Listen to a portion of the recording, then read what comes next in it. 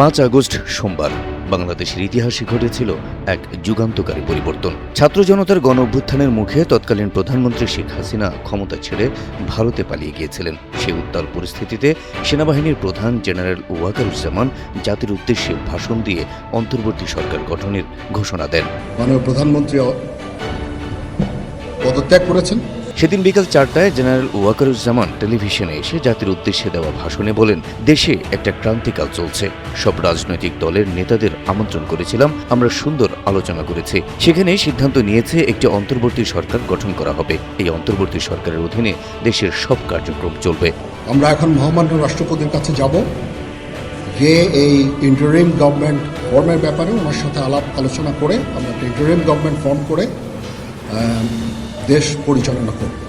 সেনাপ্রধান বলেন, আমরা মহামান্য রাষ্ট্রপতির কাছে যাব।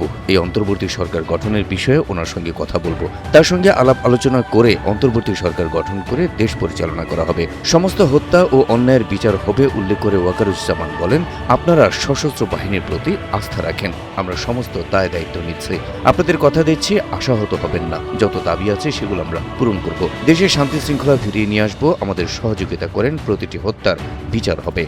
আমি সমস্ত দায় দায়িত্ব নিচ্ছি, আপনাদের জানমাল, এবং আপনাদেরকে আমি কথা দিচ্ছি যে আপনারা আশাহত হবেন না। ইনশাল্লাহ আপনাদের যত দাবি আছে সেই দাবিগুলো আমরা পূরণ করব এবং দেশে একটা শান্তি শৃঙ্খলা ফিরিয়ে নিয়ে আসব। ভাঙচুর, হত্যা, সংঘর্ষ ও মারামারি থেকে জনগণকে বিরত থাকার আহ্বান জানিয়ে সেনাপ্রধান বলেন, আপনারা যদি কথা মতো চলেন, একসঙ্গে কাজ করি, নিঃসন্দেহে সুন্দর পরিণতির দিকে অগ্রসর হতে পারবো। মারামারি ও সংঘাত করে আর কিছু পাবো না। তাই দয়া করে ধ্বংসযজ্ঞ, অরাজকতা ও সংঘর্ষ থেকে বিরত হন। সবাই মিলে সুন্দর ভবিষ্যতের দিকে অগ্রসর হব। প্রতিটা হত্যার বিচার করা হবে, প্রতিটা অন্যায়ের বিচার হবে। আমরা আজকে সুন্দরভাবে কথা বলেছি। ওনারা ভেরি নাইস অফ দেম যে ওনারা এসেছেন অ্যান্ড আমরা একটা সুন্দর আলোচনা করেছি এবং এই আলোচনাটা ফলপ্রসূ হবে বলে আমি মনে করছি এবং আমরা একটা সুন্দর একটা ইন্টারিম গভর্নমেন্ট ফর্ম করে আমরা দেশ পরিচালনা করব। রাজনৈতিক দলের নেতাদের সঙ্গে আলোচনা ফলপ্রসূ হবে জানিয়ে ওয়াকারুজ্জামান বলেন, তাদের সঙ্গে সুন্দর আলোচনা হয়েছে। প্রধানমন্ত্রী পদত্যাগ করেছেন। আমরা অন্তর্বর্তীকালীন সরকার গঠন করে কাজ পরিচালনা করব। ধৈর্য ধরেন, সময় দেন। আমরা সবাই মিলে সব সমস্যার সমাধান করতে সক্ষম হব। সংঘাতে দেশের ক্ষতি হচ্ছে জানিয়ে সেনাপ্রধান বলেন, অর্থ সম্পদের ক্ষতি হচ্ছে, লোকজন মারা যাচ্ছে। সংঘাতের পথে যাবেন না, শান্তি শৃঙ্খলার পথে ফিরে আসেন। পরিস্থিতি নিয়ন্ত্রণে নিয়ে চলে আসবে এবং আমরা একটা সুন্দর একটা পরিস্থিতির দিকে আমরা এগিয়ে যাব ইনশাআল্লাহ।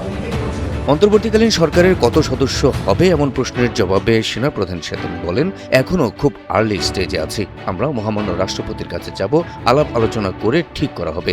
আজকেই রাষ্ট্রপতির কাছে যাব, রাতের মধ্যেই সমাধানে যাওয়ার চেষ্টা করব। 2-1 দিন আমাদের সময় দেওয়া লাগতে পারে।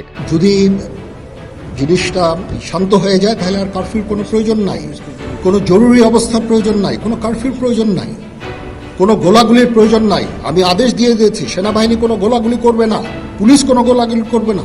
আলোচনায় কারা উপস্থিত ছিলেন এমন প্রশ্নের জবাবে ওয়াকারুজ্জামান বলেন, জামায়াতের আমির, বিএনপির শীর্ষ নেতা, জাতীয় পার্টির নেতা, সুশীল সমাজের প্রতিনিধি ছিলেন।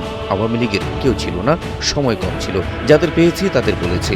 বাংলাদেশ খেলাফত মজলিসের মহাসচিব মামুনুল হক, জোনায়েদ সাকি ছিলেন। অধ্যাপক আসিফ নজরুল ছিলেন। তিনি কোটা সংস্কার আন্দোলনের শিক্ষার্থীদের উদ্দেশ্যে বার্তাও দিয়েছেন। এখন ছাত্রদের কাজ শান্ত হওয়া ও আমাদের সাহায্য করা। ছাত্রদের প্রতিনিধি বলতে আমি এখন ওনাদের কাউকে পাইনি। আমি ডক্টর আসিফ নজরুলকে রিকোয়েস্ট করেছি, যেহেতু ওনাকে ছাত্ররা শ্রদ্ধা করেন এবং উনিও একটা সুন্দর একটা ভিডিও মেসেজ উনি দিয়েছেন ছাত্রদের জন্য। আমি আশা করব যে এই ভিডিও মেসেজটাও কাজে হবে, কাজ দিবে। এইভাবে আমরা কাজ করে একটু সময় দেন, আমরা একটা সলিউশনের মধ্যে যাব ইনশাআল্লাহ। যারা আন্দোলনরত, যারা ছাত্ররা আছেন, আন্দোলনরত যত লোকজন আছেন, দয়া করে ঘরে ফিরে যান। সেনাবাহিনীর শান্তি শৃঙ্খলা রক্ষার কাজ চালিয়ে যাবে উল্লেখ করে সেনাপ্রধান বলেন, সবার দায়িত্ব সেনাবাহিনীকে সাহায্য করা। পরিস্থিতি শান্ত হলে কারফিউ বা জরুরি অবস্থার প্রয়োজন নেই। আমি আদেশ দিয়েছি, কোনো গোলাগুলি হবে না। সেনাবাহিনী, পুলিশ কোনো গুলি চালাবে না। আশা করছি এই বক্তব্যের পর পরিস্থিতির উন্নতি হবে। সেনাপ্রধান আন্দোলনরত ছাত্র জনতার সবাইকে ঘরে ফিরে যাওয়ার আহ্বান জানান।